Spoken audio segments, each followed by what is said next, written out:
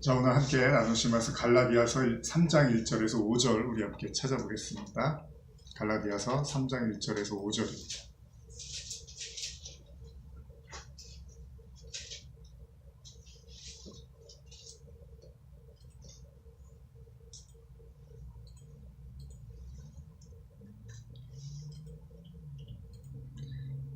갈라디아서 3장 1절에서 5절 다 찾으셨으면 저하고 한 절씩 교독하시겠습니다. 어리석도다 갈라디아 사람들아, 예수 그리스도께서 십자가에 못 박히신 것이 너희의 눈앞에 밝히 보이거늘 누가 너희를 꾀더냐. 내가 너희에게서 다만 이것을 알려 하노니 너희가 성령을 받은 것이 율법의 행위냐 혹은 듣고 믿음으로냐. 너희가 이같이 어리석으냐. 성령으로 시작하였다가 이제는 육체로 마치겠느냐. 너희가 이같이 많은 괴로움을 헛되이 당하느냐. 과연 헛되냐. 너희에게 성령을 주시고 너희 가운데서 능력을 행하시는 이의 일이 율법의 행위에서냐 혹은 듣고 믿음에서냐. 갈라디아서 말씀은 여러분들 잘 아시는 것처럼 바울이 그 할례에 대한 논쟁을 가지고서 아주 매섭게 이야기를 하는 부분이 있죠. 쉽게 말하면 당시에 이제 그리스도인들도 할례를 받아야 된다.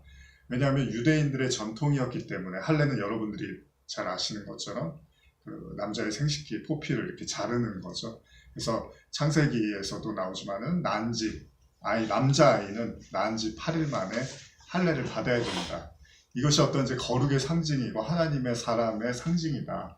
그래서 이 할례를 이제 쭉 해왔단 말이에요, 구약 내내. 그런데 이제 예수님이 오시고 십자가와 부활 사건 이후에 이제 이러한 율법적인 것으로부터 우리는 해방되었다. 그러니까 이것이 더 이상 구원의 증표라든지 증거로서 존재하는 것이 아니라 그리스도를 믿는 믿음, 이것만이 우리의 전부다. 이제 이렇게 믿음을 우리가 이야기하는 시점에서 그럼에도 불구하고 그 전통을 무시할 수 없었던 그들의 마음속에 여전히 그래도 우리가 전통을 지켜야 되지 않느냐라는 의미에서 이제 할례를 다시 이야기하기 시작하는 사람들이 나타난 거죠. 그래서 할례까지 해야지, 그래야지 그게 믿음이고 그리스도인이다라고 이야기를 하는 사람들 향해서 바울이 이제 갈라디아서에서 그런 이야기를 하다가 오늘 이 본문에서도 이제 이런 표현을 씁니다. 너희가 어떻게 성령으로 시작하였다가 이제는 육체로 마치겠느냐, 이런 표현을 쓰는 거죠. 그러면서 너희가 이같이 많은 괴로움을 헛되이 받았느냐, 과연 헛되냐. 그러니까 그 성령을 통해서 하나님의 말씀을, 그 진리를 이렇게 깨닫고 구원을 받는 이런 과정들, 이것이 결코 만만치 않단 말이죠. 자기 부인이라든지 십자가에 자기를 못 박는 이런 고통의 시간들을 보냈음에도 불구하고 여전히 그들 안에서 육체적 요소들을 살아서 할례를 받아야 된다. 우리가 육신적인 것들을 따라야 된다라는 이제 이런 이야기를 하니까 바울이 굉장히 이제 격분에 차서 이야기를 하는 거죠.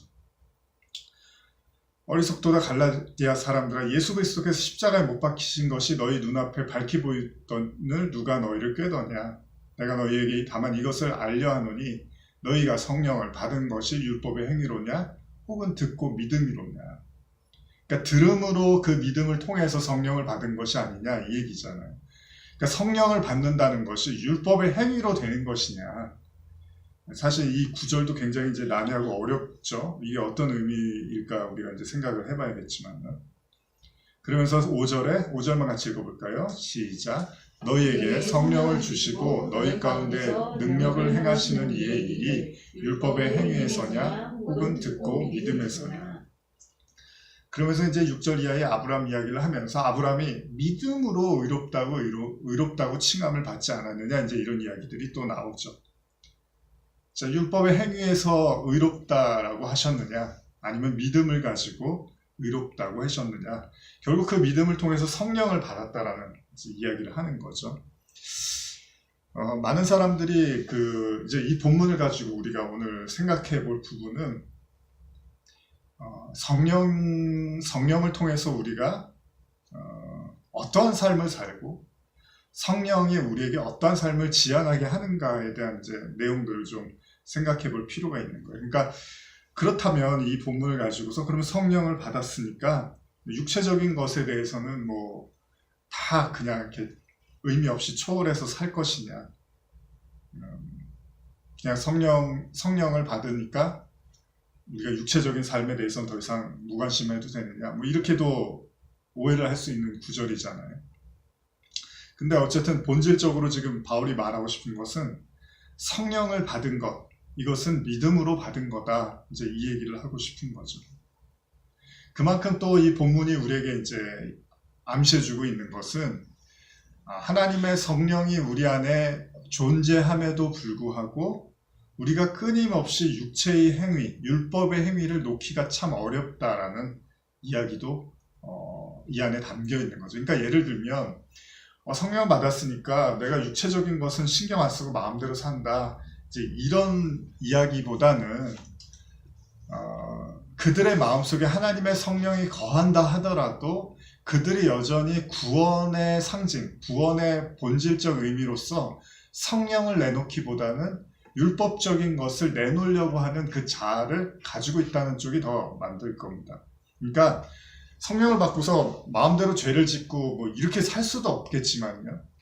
그렇게 사는 것을 지향하지 않겠지만 인간의 마음속에는 끊임없이 하나님 앞에 내놓을 것을 성령이 아니라 율법적 행위를, 그것을 포기하기가 참 어렵다라는 거죠. 그러니까 바울이 지금 갈라디아서에서도 성령으로 시작했다가 육체로 마치겠느냐. 그러니까 무슨 말이냐면 성령을 받아서, 선물을 받아서 그것으로 구원에 이르렀어요. 그 성령 때문에. 그런데도 불구하고 시간이 지나면서 사람들이 착각하는 건 율법의 행위를 강조하면서 그 성령을 앞서가게 된다는 거죠. 그래서 나중에는 하나님이 성령이라는 그 선물로 내가 구원을 받았는데 나중에는 또다시 율법을 붙잡고서 이 율법 때문에 내가 구원받지 못할 수도 있다, 내지는 이 율법 때문에 내가 갇혀서 또 여전히 자기를 정죄하는 이런 자기의 자신을 들여다보게 되는 거죠. 이것을 지금 바울이 단호하게 지금 끊고 있습니다. 그러니까 구원은 성령이다, 율법의 행위가 아니다 라고 말을 하고 있죠. 마태복음 25장 1절에서 13절 같이 한번 읽어볼까요? 마태복음 25장 1절에서 13절입니다.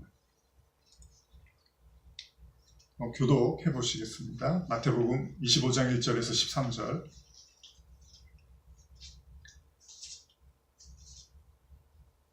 그때 천국은 마치 등을 들고 신랑을 맞으러 나간 10처녀와 같다 하리니 그 중에 5은 미련하고 5은 슬기 있는 자라. 미련한 자들은 등을 가지되 기름을 가지지 아니하고 슬기 있는 자들은 그릇에 기름을 담아 등과 함께 가져갔더니 신랑이 더디 오므로 다 졸며 잘세. 밤중에 소리가 나되 보라 신랑이로다 맞으러 나오라 하매 이에 그 처녀들이 다 일어나 등을 준비할세.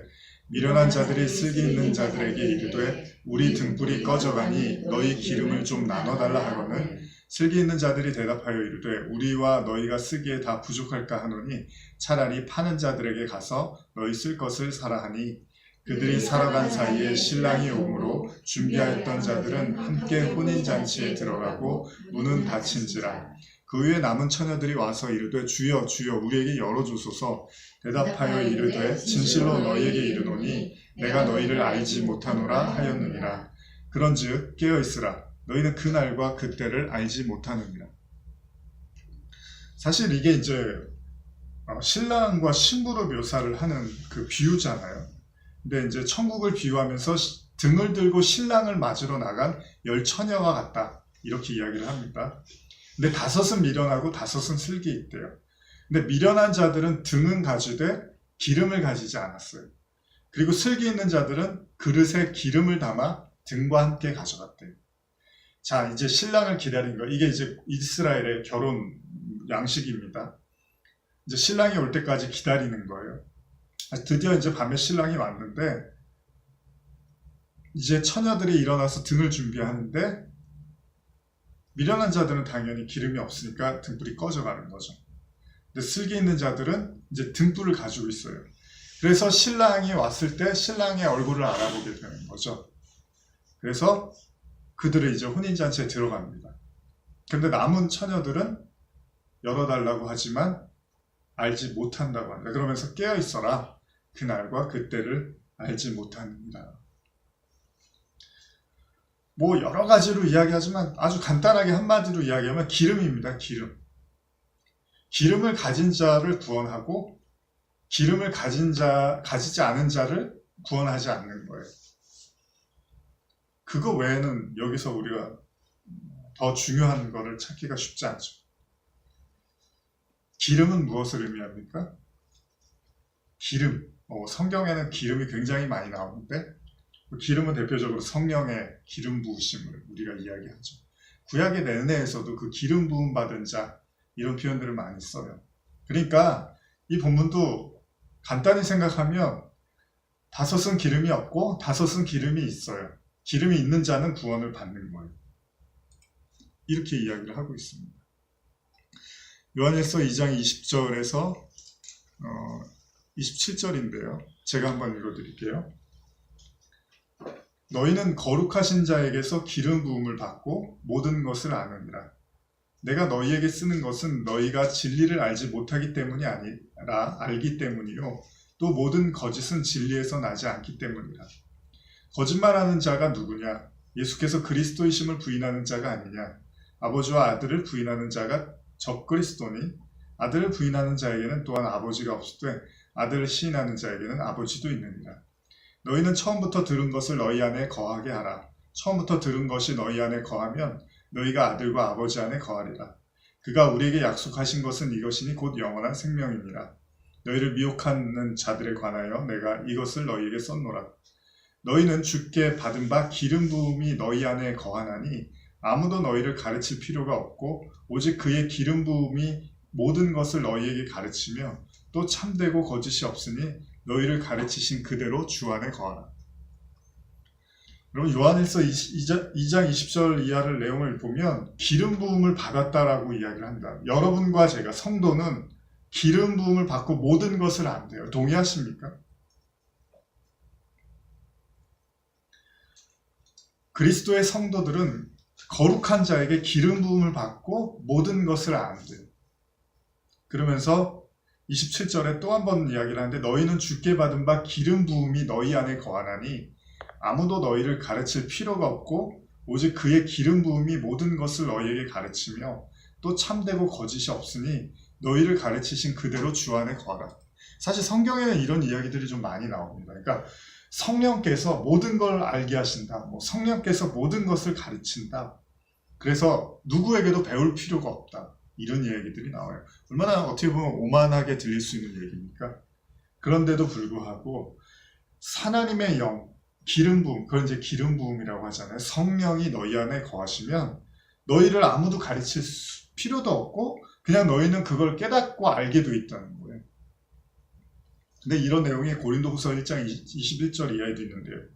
우리를 너희와 함께 그리스도 안에서 굳건하게 하시고 우리에게 기름을 부으신 이는 하나님이시니 그가 또한 우리에게 인치시고 보증으로 우리 마음에 성령을 주셨느니라. 이제 인치셨다라는 표현까지 해요. 그러니까 인치다는 게 뭐죠? 그러니까 내 걸로 점을 찍는 거예요, 하나님. 근데 그렇게 점을 찍은 자는 어떻게 한다고요? 성령을 준대요, 그들에게. 보증을. 여러분, 우리가 뭐 전세나 월세집 뭐 이렇게 할 때 어떻게 하죠? 이제 보증금을 내죠. 보증금을 내고 그리고 나서 이제 월세를 내거나 뭐 전세를 사면 들어가는 거잖아요. 그러니까 이 모든 계약에서 가장 중요한 거는 보증금이에요. 그렇죠? 보증금이 없으면 그 계약이 성사가 안 된단 말이죠.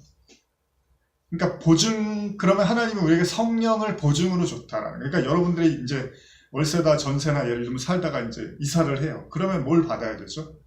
보증금을 받아야 되잖아요. 그러니까 보증금을 안 받으면 안 되는 거잖아요. 그러니까 파는 사람이나 사는 사람이나 이들을 맺게 해주는 가장 본질적인 건 보증금이에요. 보증금. 그러면 하나님이 우리를 인치셨대요. 인치다는 게 뭐예요? 택하셨다는 거예요. 하나님이 저와 여러분들 딱 택하시고 나서 보증으로 뭘 줬대요? 성령을 주셨대요. 그러면 이 계약 관계에서 가장 핵심은 뭐예요? 성령이에요. 성령. 그걸 뭐예요? 기름이라고 하는 거죠. 그래서 아까 기름을 가진 여자들만 데리고 가는 거예요. 그런데 갈라디아서에서 바울이 뭘 얘기하는 거예요? 야, 구원의 정점, 구원의 본질, 구원의 핵심은 기름이야. 성령이라니까? 너희들의 행위가 아니야. 근데 성령을 받았는데도 불구하고 행위로 간단 말이에요, 사람은. 그만큼 이 행위로부터 인간이 벗어나기가 매우 힘들다는 거예요. 그러나 이 모든 계약 관계의 본질, 핵심은 그냥 딱 하나예요. 성령.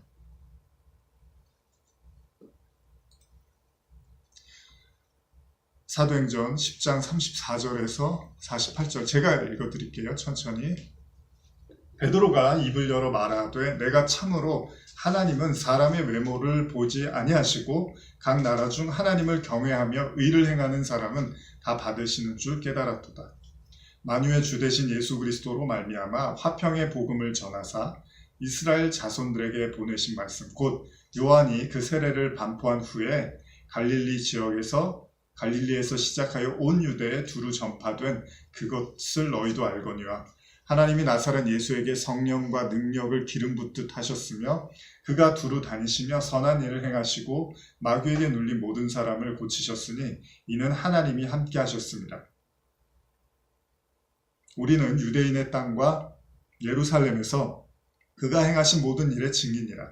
그들이 나무에 달아 죽였으나 하나님이 사흘 만에 다시 살리사 나타내시되 모든 백성에게 하신 것이 아니오 오직 미리 택하신 증인 곧 죽은 자 가운데서 부활하신 후 그를 모시고 음식을 먹은 우리에게 하신 것이라.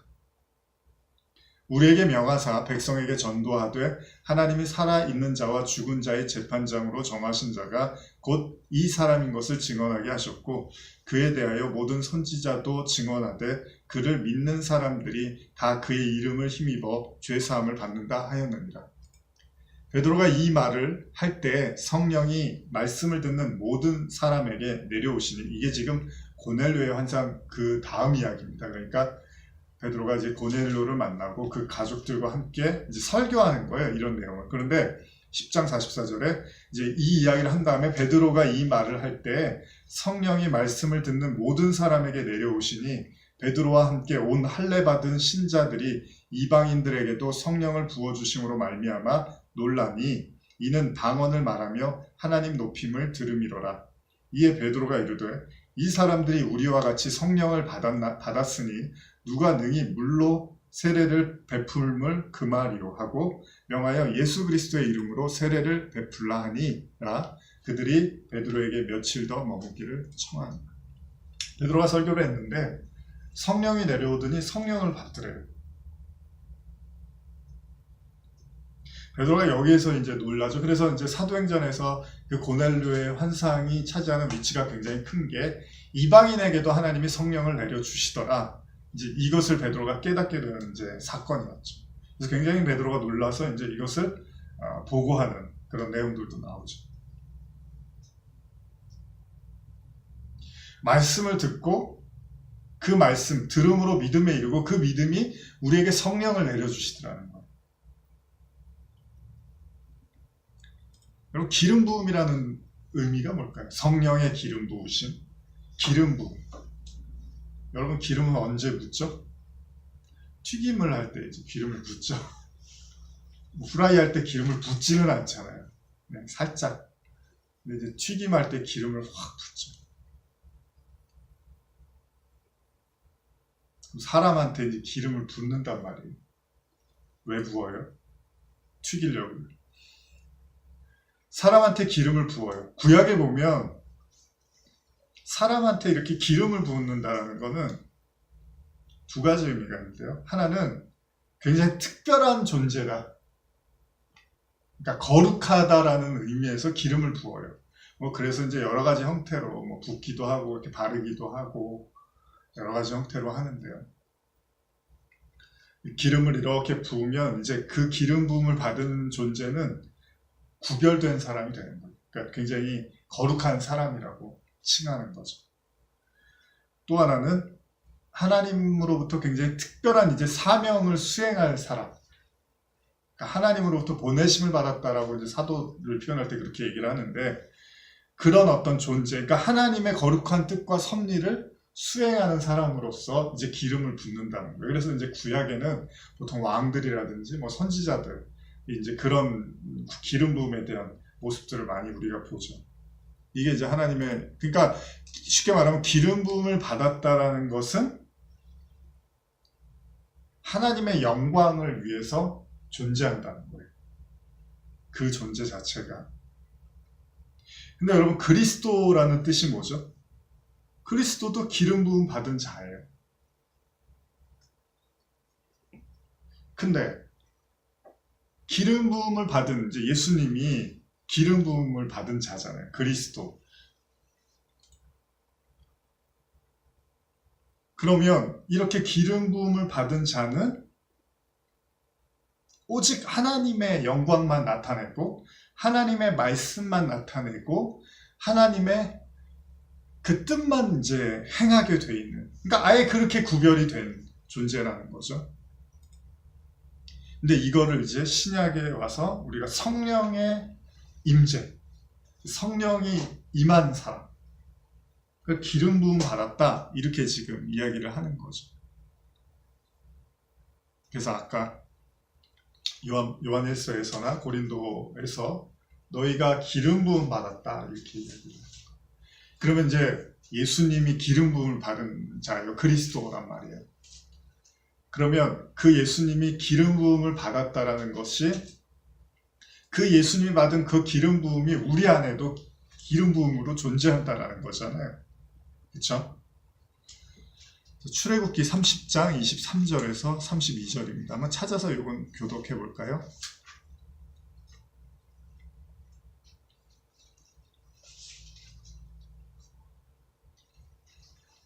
출애굽기 30장 23절에서 32절입니다. 자, 한번 교독해 보겠습니다. 너는 상등 향품을 가지되 액체 모략 500세겔과 그 반수의 향기로운 육개 250세겔과 향기로운 창포 250세겔과 계피 500세겔을 성소의 세겔로 하고 감람기름 한 흰을 가지고 그것으로 거룩한 관유를 만들되 향을 제조하는 법대로 향 기름을 만들지니 그것이 거룩한 관유가 될지라. 너는 그것을 회막과 증거궤에 바르고 상과 그 모든 기구이며 등잔대와 그 기구이며 분향단과 및 번제단과 그 모든 기구와 물두멍과 그 받침에 발라 그것들을 지극히 거룩한 것으로 구별하라. 이것에 접촉하는 모든 것은 모두 거룩하리라. 너는 아론과 그의 아들들에게 기름을 발라 그들을 거룩하게 하고 그들이 내게 새 제사장 직분을 행하게 하고 이스라엘 자손에게 말하 이르기를 이것은 너희 대대로 내게 거룩한 관유니 사람의 몸에 붙지 말며 이 방법대로 이와 같은 것을 만들지 말라. 이는 거룩하니 너희는 거룩하리라. 결국은 거룩하다라는 거예요. 기름 부음은. 근데 여러분, 기름이 거룩한 건가요? 기름 부음을 받을 대상이 거룩한 건가요? 당연히 기름이 거룩한 거죠. 그러니까 거룩한 기름을 발랐기 때문에 그가 거룩해진 거죠.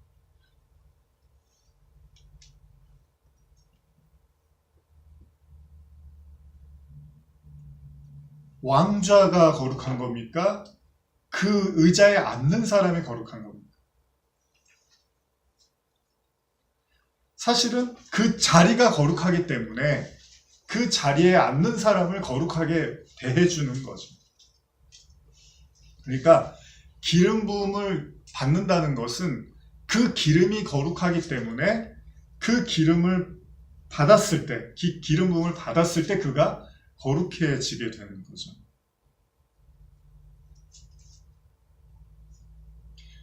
그러니까 기름 부음을 받았다는 것은 그가 거룩하게 됐다는 거예요. 그러면 그가 원래 거룩했느냐? 아니요. 그가 원래 거룩했기 때문에 기름 부음을 받은 게 아니라 기름 부음을 받았기 때문에 그가 거룩해진 거라는 거죠. 그래서 믿음은 들음에서 난다라는 게, 복음의 내용이 뭡니까? 우리가 죄인인데 그리스도께서 우리를 위해서 십자가를 지시고 죄를 사하여 주셨다. 이게 이제 복음이잖아요. 그러면 세례 요한이 이렇게 세례 받으러 나오라고 할 때 회개하라, 천국이 가까웠다 그러면서 자, 너희들의 그 죄를 가지고서 이렇게 회개해라. 그러면은 내가 세례를 줄게 그런단 말이에요. 그러면 죄인들이 회개하러 나온 거잖아요. 그게 거룩한 건 아니잖아요. 그들이 내가 죄를 졌습니다라고 인정을 하니까 그런 거룩한 물로 세례를 해주는 거란 말이에요. 그것도 이제 기름 부음의 또 다른 형태란 말이에요. 그러니까 세례도 결국은 기름 부음을 이제 나타내는 거잖아요.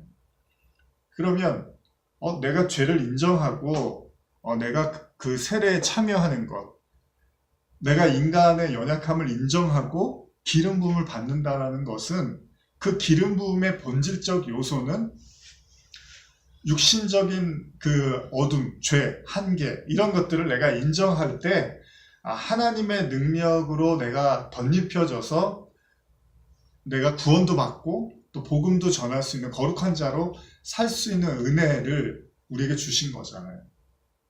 그럼 이건 노력입니까? 노력이 아닙니까? 또 이제 이렇게 얘기하면 그래도 어느 정도 우리가 노력을 해야 되잖아요.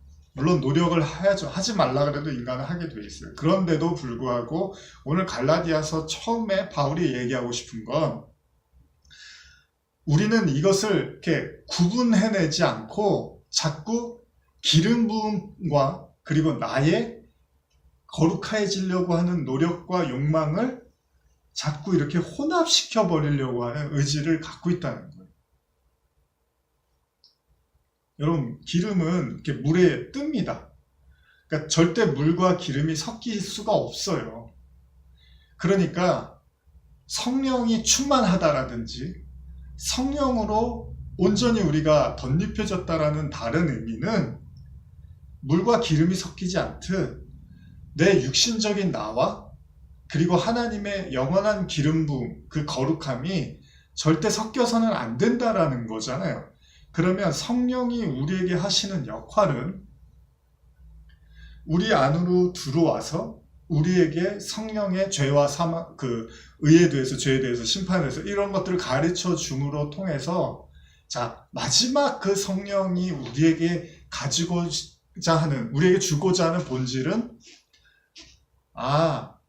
이게 기름이고 이게 하나님이고 이게 은혜고 이게 영생이구나라는 그 하나님의 진리의 완성. 그러면서 동시에 거기에는 내 노력이라든지 내 행위라든지 내 열심이나 이런 것들이 절대 섞일 수가 없는 거구나. 그러니까 나의 구원은 오로지 하나님의 100%의 기름에 의해서 되어지는 것이구나라고 인정하고 고백하게 되겠죠. 그러니까 그 방향으로 가게 되겠죠. 그런데도 불구하고 인간은 그 기름 부으심을 자신의 선과 자신의 의지와 노력으로 이렇게 섞고자 하는 강렬한 어떤 열망을 끊임없이 갖게 된다는 거예요. 그래서 나중에 이제 심판대, 하나님의 심판대 앞에 딱 섰을 때 우리는 뭘 내놔야 되는 거예요? 그 기름을 내놔야 되는 거예요. 그 기름. 근데 그 기름을 내놓지 않고 내 의지와 노력의 그 산물, 그 섞임의 혼합의 그 산물을 내놓으면 우리는 심판을 받는 거죠. 그래서 이미 우리가 나눴던 것처럼 예수님이 나는 너를 도무지 모른다라고 할 때 제가 이렇게 했잖아요, 주님. 제가 전도했잖아요. 제가 구제했잖아요. 제가 봉사했잖아요. 제가 귀신 쫓았잖아요. 선지자 일했잖아요. 이제 이런 얘기하면 예수님이 나는 너를 몰라 이렇게 이제 이야기를 하는 거죠. 요한복음 6장 27절에 보면요. 썩을 양식을 위하여 일하지 말고 영생하도록 있는 양식을 위하여 하라. 이 양식은 인자가 너희에게 주리니 인자는 아버지 하나님께서 인치시신 자니라. 지금 여기도 예수님이 이제 영생을 이야기하실 때 오병이어 사건 이후죠. 영생을 이야기하고서 네가 영생하는 양식을 위해서 일해. 그런데 이 양식은 인자가 너희에게 주는데 인자는 누구냐면 아버지 하나님께서 인치신 자라는 거예요. 예수님이죠, 당시에는. 근데 아까 우리가 다른 말씀들을 보니까 여러분들 안에도 기름 부으심이 있으니까 여러분들도 하나님이 인치셨대요. 그러면 여러분들도 그 성령의 인치심을 통해서 성령의 말을 하겠죠.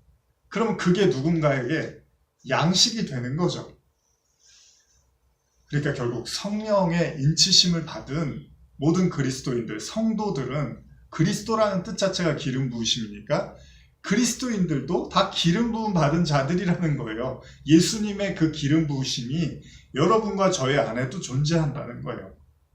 그런데 그렇게 존재할 때 우리가 이제 복음을 나눈단 말이에요. 전하면 그게 썩을 양식을 먹는 율법적인 그 생명이 없는 어떤 양식을 먹는 자들에게 영생하는 양식을 주는 자들이 되는 거죠. 그래서 여러분과 제가 그리스도인 기름 부음을 갖게 될 때 우리의 나눔이 그들에게 양식이 되는 거예요. 바로 그들이 하나님의 인치신 자라는 거죠. 에베소서 1장 3절에서 14절인데 제가 천천히 읽어드릴게요. 찬송하리로다 하나님 곧 우리 주 예수 그리스도의 아버지께서 그리스도 안에서 하늘에 속한 모든 신령한 복을 우리에게 주시되 곧 창세 전에 우리 그리스도 안에서 우리를 택하사 우리로 사랑 안에서 그 앞에 거룩하고 흠이 없게 하시려고 그 기쁘신 뜻대로 우리를 예정하사 예수 그리스도로 말미암아 자기의 아들들이 되게 하셨으니 이는 그가 사랑하는 자 안에서 우리에게 거저 주시는 바 그의 은혜의 영광을 찬송하게 하려는 것이라. 우리는 그리스도 안에서 그의 풍성함을 따라 그의 피로 말미암아 속량 곧 죄사함을 받았느니라. 이는 그가 모든 지혜와 총명을 우리에게 넘치게 하사 그 뜻의 비밀을 우리에게 알리신 것이요 그의 기뻐하심을 따라 그리스도 안에서 때가 찬 경륜을 위하여 예정한 것이니 하늘에 있는 것이나 땅에 있는 것이 다 그리스도 안에서 통일되게 하려 하심이라. 모든 일을 그의 뜻대로 결정하시는 이의 계획을 따라 우리가 예정을 힘입어 그 안에서 기업이 되었으니 이는 우리가 그리스도 안에서 전부터 바라던 그의 영광의 찬송이 되게 하려 하심이라. 그 안에서 너희도 진리의 말씀 곧 너희의 구원의 복음을 듣고 그 안에서 또한 믿어 약속의 성령으로 인치심을 받았으니 이는 우리의 기업의 보증이 되사 그 얻으신 것을 속량하시고 그 영광을 찬송하게 하려 하십니다. 길게 읽었지만 내용은 하나님이 예정하셔서 우리를 택하셨고 아들들이 되게 하시려고 했대요. 그러면서 결국 13절 14절인데요. 한 번 더 제가 읽어보겠습니다. 그 안에서 너희도 진리의 말씀 곧 너희의 구원의 복음을 듣고 그 안에서 또한 믿어 약속의 성령으로 인치심을 받았으니 이는 우리의 기업의 보증이 되사 그 얻으신 것을 속량하시고 그 영광을 찬송하게 하려 하십니다. 이 말씀도 지금 읽었던 얘기하고 다 똑같습니다. 하나님이 택하신 자들, 그러니까 하나님은 인을 치시는 거예요. 자, 너는 내가 택했어. 내가 너를 절대 버리지 않을 거야. 그렇게 말씀하시고 그들에게 보증으로 뭘 주신다고요? 성령을 주신다는 거예요.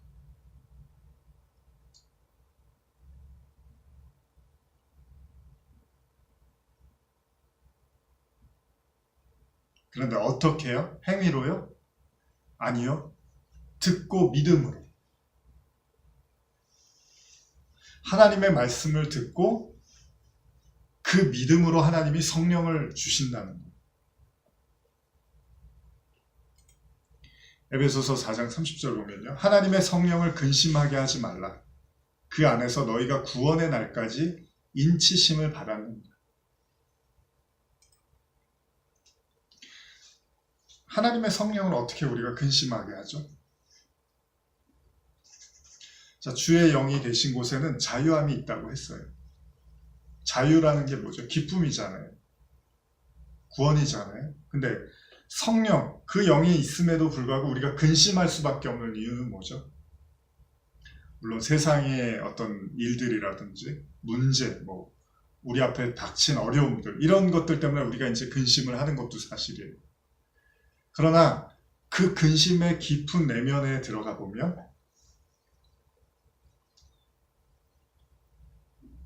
본질적으로 인간이 가지고 있는 가장 큰 근심은 무엇이냐면 불안이고 두려움인데 그 불안과 두려움의 근본적 이유는 뭐냐 하면, 원인은 뭐냐 하면, 그러니까 하나님 앞에서 선해지고자 하는 인간의 욕망. 그러니까 쉽게 말하면 선한 게 내 안에 들어왔어요. 하나님 한 분 외에는 선한 게 없다고 하잖아요. 그럼 선한 게 우리 안에 딱 들어왔는데 우리가 이게 선이구나라고 이렇게 받아들여야 되는데, 인간은 그 선한 게 내 안에 들어왔을 때 뭐가 괴롭냐 하면, 그러니까 나도 선해져야 돼라는 그 우리의 하나님처럼 되고자 하는 그 근본적인 죄악으로서의 선. 그래서 우리가 은혜를 은혜로 받지 못하는 인간의 죄악이 강하다는 거죠. 아주 쉽게 설명드릴게요. 사람들이 죄인이라 그러면 다 오케이 해요. 그러면 근데 낱낱이 당신은 이러이러한 죄를 가지고 있어요 라고 이야기를 하면 굉장히 불쾌해합니다. 당신은 이러이러한 죄를 갖고 있고 이런 것들 때문에 당신은 정말 큰 문제를 안고 있습니다. 요즘에 뭐 어떤 식당 가갖고 이렇게 고쳐주는 거 있잖아요. 이렇게 장사가 잘 안 되니까 이렇게 하십시오. 뭐 이런 프로그램 있잖아요. 이게 이전에도 뭐 많이 있었습니다. 외국에도 있었고. 근데 이제 어느 순간에 보면 그 식당을 이제 바꿔주려고 하는 사람과 식당 주인과의 충돌이 생길 때가 있어요, 종종. 이 사람이 봤을 때는 이런 식으로 경영하면 좀 어려울 것 같아요. 이거는 바꾸셔야 될 부분입니다. 그런데 받아들이는 입장에선 이거는 제가 고수해왔던 건데 이건 제가 놓기가 좀 힘들고 아마 당신이 좀 잘못 생각하는 것 같아요. 이 부분은 오히려 긍정적인 부분입니다라고 이야기할 때가 있습니다. 여기서 이제 충돌이 생겨요. 근데 나중에는 다 이제 받아들이는 쪽으로 가죠. 근데 이제 정말로 충돌이 계속 생기면 이제 끝나는 거예요. 그 상태로. 오늘 갈라디아서 시작의 이야기가 그런 거예요. 할례는 이제 그만 해도 돼요. 우리가 구약 내내 지켜왔지만 이 할례는 더 이상 여러분들이 구원의 요소로 첨가하지 않아도 됩니다. 믿음으로 구원을 받는 겁니다. 라고 바울이 얘기했지만 당시 그 유대인 그리스도인들은 그걸 받아들이지를 못하는 거예요. 이미 해오던 방식이 있으니까. 그러니까 충돌이 빚어지는 거죠. 근데 이제 바울의 입장에서는 쉽게 넘어갈 수가 없는 거예요. 왜냐하면 그들이 할례를 첨가시켜 버리면, 여러분 잘 생각해 보세요. 오직 그리스도를 믿음으로 말미암아 우리가 구원을 받는다라는 이 복음을 이야기하는데 참고로 할례도 받아야 돼. 그럼 이게 오직 믿음이 맞냐는 거예요. 아니잖아요. 오직 믿음이 아니라 바꿔 말하면 할례를 안 받으면 성령을 받아도 구원을 받을 수 없습니다가 되는 거예요, 나중에. 그러니까 바울 입장에선 도저히 이거는 양보할 수가 없는 거예요. 너희가 성령으로 구원받았지 할례로 구원받았느냐? 그러니까 할례를 버려라. 이거는 이제 폐기해라. 더 이상 여기에 연연하지 말아라. 그런데 유대인들은 그걸 못 넣는 거예요. 그럼 보십시오. 그 당시에 유대인 그리스도인들은 믿음을 인정하는 거예요?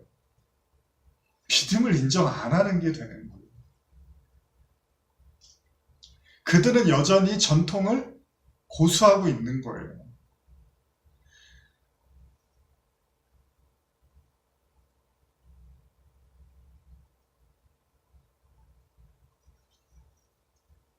이게 하나님의 성령을 근심하게 하는 거죠.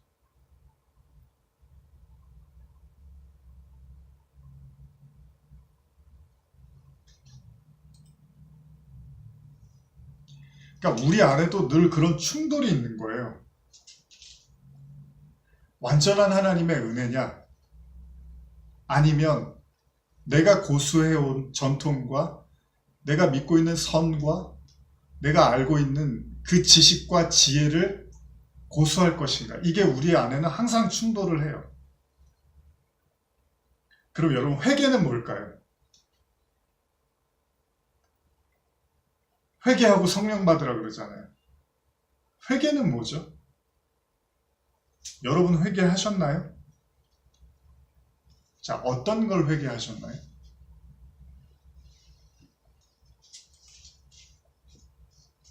어떤 죄를 회개하셨나요? 사람들이 그래요.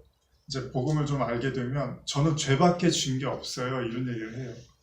다윗의 고백처럼 우리아의 아내 바세바를 동침한 다윗이 난 하나님 앞에 범죄한 자입니다. 이제 이런 고백을 하잖아요. 그러니까 자신의 모든 것들이 죄에 불과했다라는 것을 이렇게 인정을 하잖아요. 여러분들은 어떠세요? 여러분들은 무슨 잘못을 하셨고 또 무슨 회개를 하셨나요? 인간은 자기의 말에 이렇게 속습니다. 그래서 하나님이 이스라엘 백성한테 저들이 입술로는 나를 존중하나 마음은 내게서 멀다 이런 표현을 써요. 그게 뭐냐면 우리는 우리가 가지고 있는 언어와 그 생각과 말을 가지고서 항상 우리 자신을 평가하니까 그러다 보니까 여러분들이 생각하는 선과 여러분들의 관점에서 여러분 자신을 항상 평가하게 돼 있어요.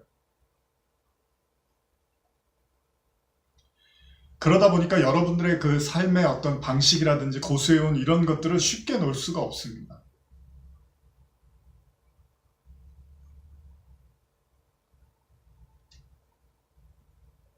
근데 성령이라는 건 여러분들이 마치 할례를 고수하는 당시 유대인 그리스도인들처럼 그 여러분들이 고수하고자 하는 그 마지막 하나까지도 다 포기하게 만든다는 거죠.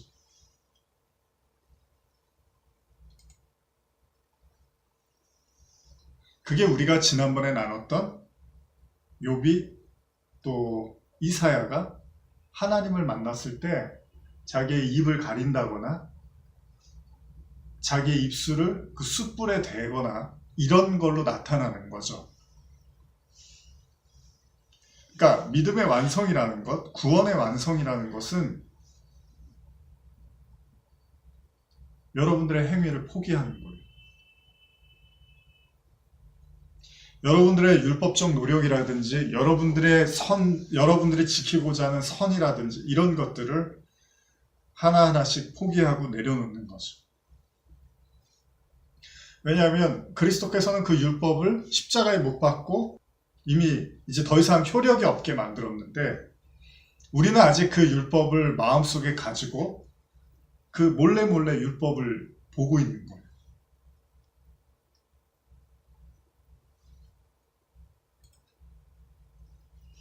시편 18편 50절에서 제가 여러 가지 좀 기름 부음 관련된 구절들 읽어드릴게요. 시편 18편 50절입니다. 여호와께서 그 왕에게 큰 구원을 주시며 기름 부음 받은 자에게 인자를 베푸심이 영원토록 다윗과 그 후손에게로다.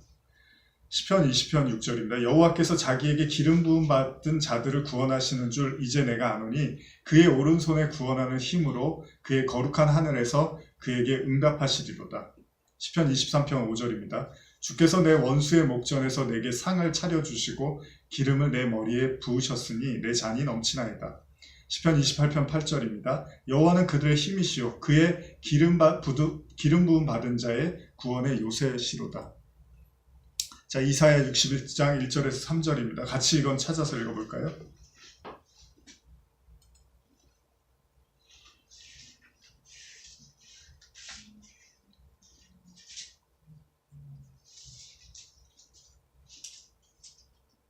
네, 이사야 61장 1절에서 3절입니다. 시작. 주 여호와의 영이 내게 내리셨으니 이는 여호와께서 내게 기름을 부으사 가난한 자에게 아름다운 소식을 전하게 하려 하심이라.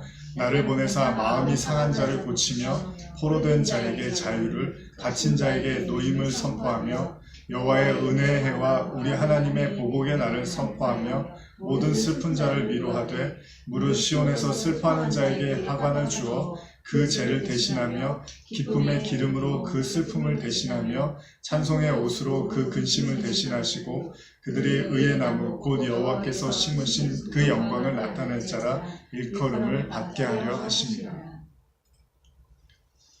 예수님이 하셨던 말씀이죠. 성령의 임재를 통해서 예수님이 이 고백을 하시죠. 내가 이제 이러한 사역을 할 거야. 여호와께서 내게 기름을 부으사 가난한 자에게 아름다운 소식을 전하게 하고 마음이 상한 자를 고치며 포로된 자에게 자유를 갇힌 자에게 노임을 선포하며 여호와의 은혜의 해와 우리 하나님의 보복의 날을 선포하여 모든 슬픈 자를 위로하되 무릇 시온에서 슬퍼하는 자에게 화관을 주어 그 죄를 대신하며 기쁨의 기름으로 그 슬픔을 대신하며 찬송의 옷으로 그 근심을 대신하시고 그들의 의의 나무 곧 여호와께서 심으신 그 영광을 나타낼 자라 일컬음을 받게 하려 하십니다. 여러분 혹시 혹부리 영감이라는 그 동화 아시죠? 어떤 사람이 이제 혹이 있는데 밤이 어두워서 어떤 산속의 초가집에 머물게 됐죠. 그런데 이렇게 노래를 이렇게 부르고 있는데 갑자기 도깨비들이 나타나서 어떻게 네가 이렇게 노래를 잘하냐 그랬더니 자기가 이렇게 혹을 가졌는데 이 혹에서 그 노래가 나온다고 이야기를 하죠. 그때 이제 도깨비들이 그 혹을 이렇게 사죠. 그리고 방망이를 받게 됩니다. 근데 나중에 이 소식을 알게 된 또 다른 사람이 욕심을 이제 가지고서 자기도 이제 그 도깨비 방망이를 갖고 싶어서 이제 거기 가서 이제 쇼를 하죠. 막 노래를 부르고 있는데 마침 나타났죠. 그래서 이 혹을 가져가면 노래를 잘하게 될 거야. 그랬더니 도깨비가 그렇게 좋으면 이 혹도 가져가. 그래서 혹을 2개를 붙여서 왔죠. 두 사람의 이야기인데 한 사람은 그 혹을 띄게 됩니다. 근데 한 사람은 그 혹을 하나를 더 붙이게 되는 거죠. 복음이 어떤 사람에게는 혹을 띄게 해주는 능력을 갖게 돼요. 그런데 복음이 어떤 사람에게는 그 있던 혹마저 더 추가하는 역할을 하게 되는 거예요. 그러니까 여러분들과 제가 복음을 복음으로 순수하게 남겨두기 위해서, 그러니까 여러분과 제 마음속에 이건 하나님의 성령, 복음이다라고 순수하게 갖게 될 때 우리는 그 혹을 띄게 되는 거죠. 자유가 되는 거예요. 그런데 우리가 이 복음, 이 성령을 우리의 것으로 가미하기 시작하면 어느 순간에 우리는 그 혹을 하나를 더 붙이게 되는 격이 되는 거죠. 이거는 간단한 이야기 같지만 상당히 중요한 얘기라는 거죠. 우리가 하나님 앞에 내놓아야 될, 여러분과 제가 하나님 앞에 심판 때 내놓아야 될 유일한 하나는 뭐죠? 성령이라는 거예요, 성령. 여러분들이 어떻게 살아왔고, 여러분들이 무엇을 했고, 하나님은 심판대에서 그걸 묻는 게 아닙니다. 그러니까 오늘 제 설교를 잘 들으시면 이런 의미도 찾으셔야 되는 거예요. 그리스도 예수 안에 정죄함이 없다라는 또 다른 의미는 여러분들의 행위에 따라서 이제 심판받는 것은 끝났다는 거예요. 여러분들의 구원의 본질은 여러분들의 행위가 아니라 여러분들 안에 있는 성령이라는 거예요. 그리스도의 영. 그 그리스도의 영. 그런데 어떻게 해요? 그럼 그리스도의 영이 우리 안에 들어오시면 그냥 끝나나요? 그게 아니죠. 우리가 예전에도 나눴죠. 베드로가 아까 사도행전 10장의 그 고넬료의 환상에서 뭘 보죠? 부정한 거 먹어라 그랬더니 3번을 거절하죠. 그러니까 베드로는 그 성령도 거절하는 거예요. 우리는 예수님도 죽이고요. 하나님의 말씀, 구약에가 하나님의 말씀도 우리는 부정하고요. 우리는 성령의 그 메시지도 부정하게 돼 있어요. 그래서 여러분 베드로가 3번 부인한다는 게 무슨 의미입니까? 베드로가 예수님이 닭 울기 전에 3번 부인하잖아요. 그게 뭐예요? 저와 여러분들은 하나님과 관련된 건 다 부정하게 돼 있다는 거예요. 소위 거룩한 거, 하나님의 것은 우리는 다 부정한다는 게 뭐예요? 인정하지 않게 돼 있다는 거예요. 그러니까 저와 여러분들은 하나님과 관련된 건 다 인정하지 않아요. 그런데 이렇게 다 인정하지 않음을 통해서 그 마지막에 우리는 베드로도 마찬가지로 3번이나 예수님을 부정하니까 어떻게 되죠? 그제서야 나는 예수님을 인정하지 않았구나라고 가는 거예요. 그걸 회개라고 하는 거죠. 여러분, 회개는 여러분과 제가 하나님과 관련된 걸 전혀 인정하지 않고 있다는 걸 깨닫게 되는 거죠. 부부관계나 사람관계나 인간관계나 가족관계나 다 마찬가지입니다. 누가 겸손해지죠? 나는 그 사람을 인정하지 않고 있구나라고 깨달은 자가 겸손해집니다.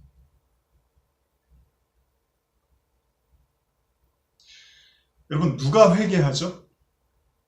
죄를 안 지은 사람이 회개합니까? 죄를 지은 사람이 회개합니까? 죄를 지은 사람이 회개하는 거예요. 근데 우리는 죄를 안 지으려고 하고 죄를 안 짓고 있다고 믿고 그래도 나는 죄를 덜 짓는다고 믿고 싶어 해요. 그래서 우리는 회개할 수가 없는 거예요. 그런데 누가 회개하냐면 진짜 죄를 진 사람이 회개를 하는 거예요. 그래서 베드로가 나는 그 예수 저주하면서 나는 몰라요. 그러는 거예요.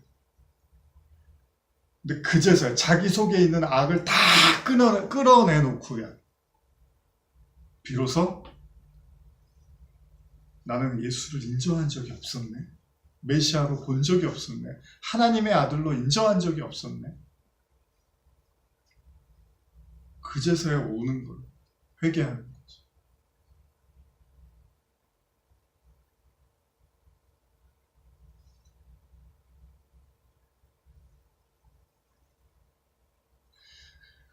우리가 하나님, 예수님, 성령님 모든 것을 부정할 수밖에 없는 그 모든 걸 인정하지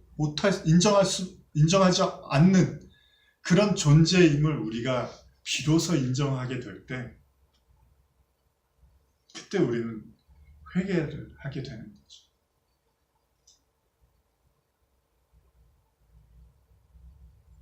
그러니까 성령의 역할은 무엇일까요? 성령이 우리 안에 거하시면, 말씀이 우리 안에 거하시면 사실 우리는 나는 그 성령을 인정하지 않고 있구나. 나는 그 하나님의 말씀을 인정하지 않고 있구나. 그리고 우리는 우리의 방식과 우리의 선과 우리의 삶을 계속 고수해가는 나를 계속 보게 되는 거죠. 그리고 그것들을 우리가 포기하지 못할 때 결국 우리도 이런 말을 하게 되는 거예요. 그래, 예수님으로 말미암아 우리가 구원을 받았어. 그러나 할례도 받아야 돼. 할례 받는 게 그렇게 나쁜 건가요? 근데 바울이 막 격분을 하는 거예요. 그걸 왜 가미시키냐는 거예요. 그걸 왜 첨가하냐는 거예요. 그거 잘라내라는 거죠. 그거 잘라내고 기름 부음 받은 그것, 하나님의 영, 그것만 거룩해라고 이야기를 하는 거죠.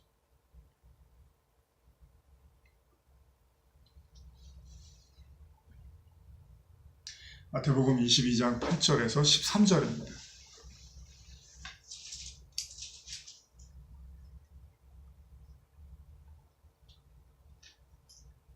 같이 읽어볼까요? 이거는 마태복음 22장 8절에서 13절입니다. 시작. 이에 종들에게 이르되 혼인잔치는 준비되었으나 청한 사람들은 합당하지 아니하니 내거리 길에 가서 사람을 만나는 대로 혼인잔치에 청하여 오라 하는데 종들이 길에 나가 악한 자나 선한 자나 만나는 대로 모두 내려오니 혼인잔치에 손님이 가득한지라. 임금이 손님들을 보러 올세 거기서 예복을 입지 아니한 한 사람을 보고 이르되 친구여 어찌하여 예복을 입지 않고 여기 들어왔느냐 하니 그가 아무 말도 못하거늘 임금이 사원들에게 말하되 그 손발을 묶어 바깥 어두운 데에 내던지라. 거기서 슬피 울며 이를 가게 되리라 하니라. 이미 봤던 말씀이죠. 임금이 혼인잔치를 하는데 하도 사람들이 안 오니까 이제 막 데리고 오는 거예요. 그냥 만나는 대로 데리고 와라. 악한 자나 선한 자나 다 데리고 오라는 거예요. 이 말씀이 중요한 거예요. 악한 자나 선한 자나. 선한 자만 데리고 오라고 하지 않아요.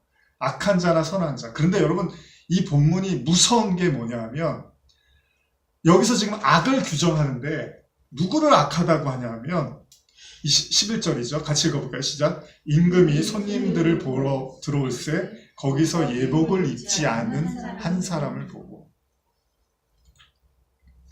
지금 임금이 악하다고 하는 하나가 있는데 그게 뭐냐면 옷을 안 입고 온 사람.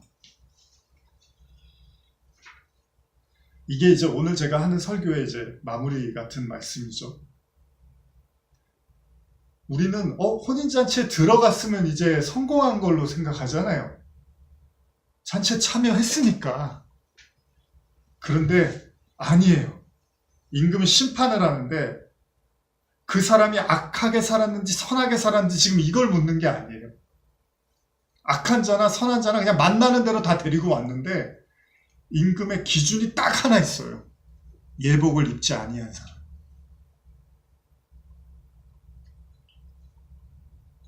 그러면서 친구여 어찌하여 예복을 입지 않고 여기 들어왔느냐. 여러분 고대에 그 제사장들이요. 제사를 할 때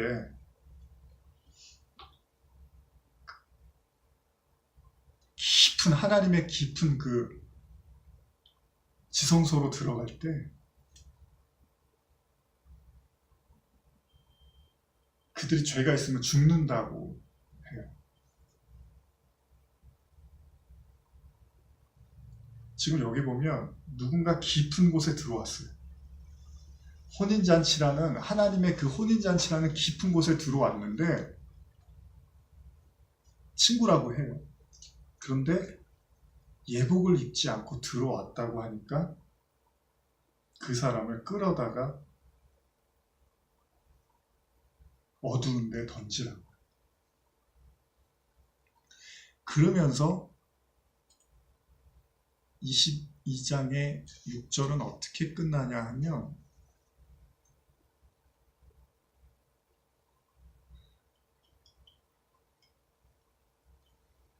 22장 14절은 어떻게 끝나냐면 청함을 받은 자는 많되 택함을 입은 자는 적으니라. 이렇게 끝나요. 무슨 말입니까? 하나님의 택함을 받은 자만이 예복을 입고 간다는 거예요.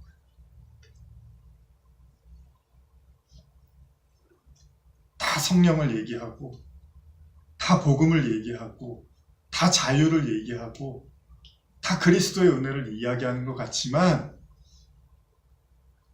구원은 나한테 있는 게 아니라 예복에 있는 거죠. 그렇죠. 구원은 성령에 있는 거죠. 할례에 있는 게 아니죠.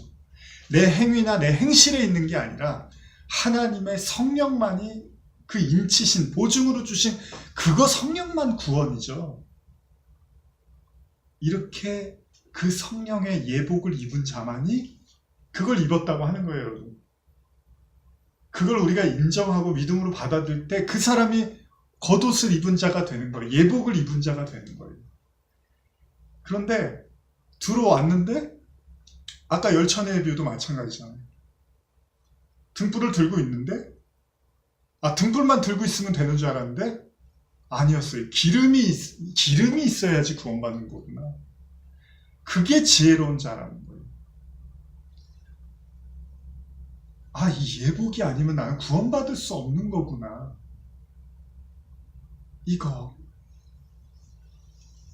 왜냐하면 그 예복은 누가 준 거예요? 임금이 준 거. 고대의 그 결혼식은 그 예복을 주고 그 예복을 입고 와야지만 그게 이제 맞는 거예요. 근데 줬어요. 이게 여러분,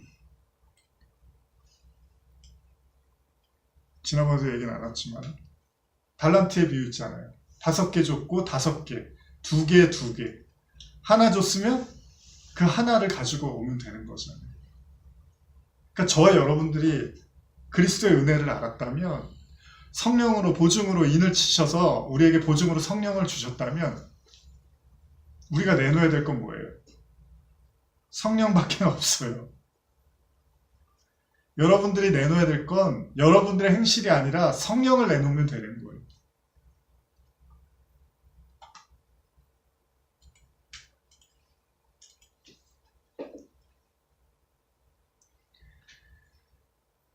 그게 구원의 전부입니다. 그리고 우리는 그 성령을 통해서, 그 구원의 여정을 통해서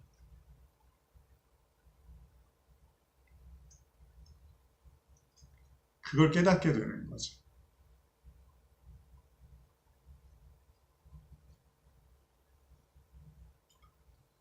딱 하나 깨닫는 거예요.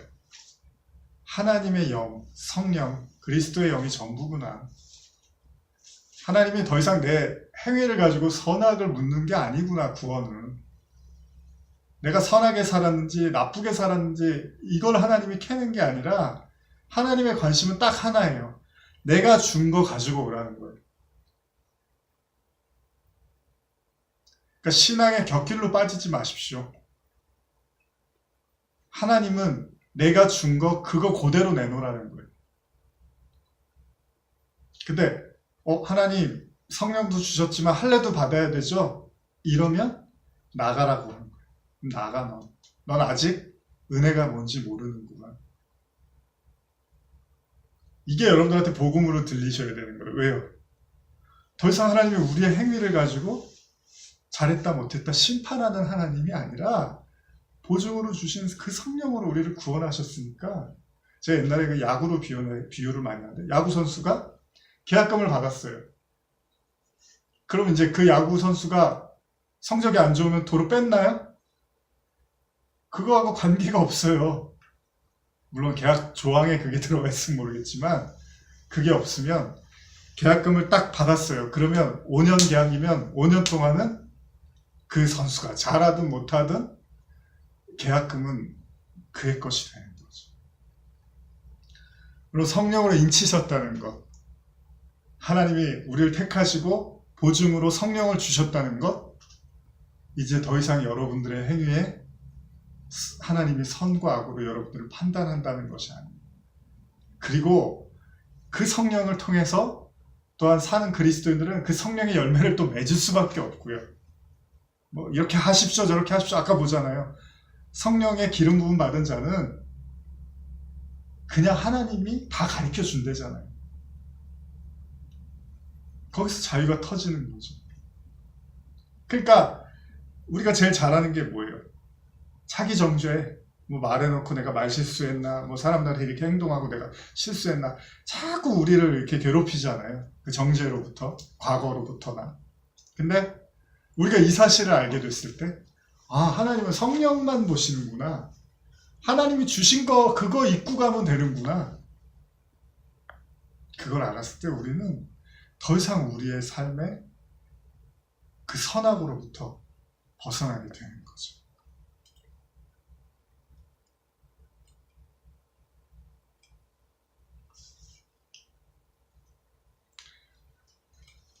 제가 계시록 읽어드리고 마치겠습니다. 계시록 22장 13절을 합니다. 나는 알파와 오메가요 처음과 마지막이요 시작과 마침이라.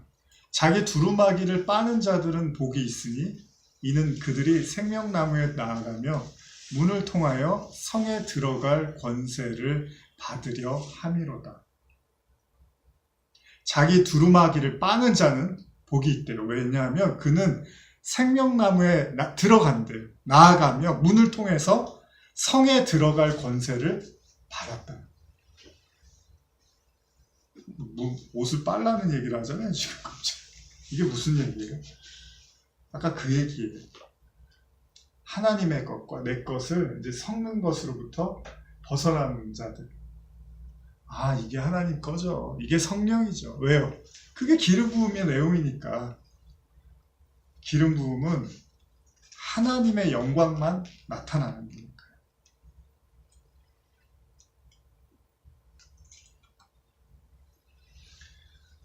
계시록 22장 21절 주 예수의 은혜가 모든 자들에게 있을지어다. 아멘. 기도하시겠습니다.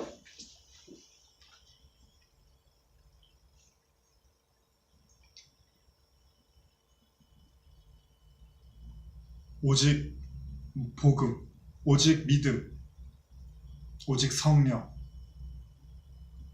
오직 은혜. 우리는 그것으로부터 구원과 자유를 누리게 됩니다. 1.1획도 그 은혜와 그 성령에 흠 없도록 우리는 십자가에 못 박게 하시고 오직 하나님의 진리만 올곧이 우리의 삶에 영원히 나타나게 하여 주시옵소서. 예수님의 이름으로 기도드립니다. 아멘.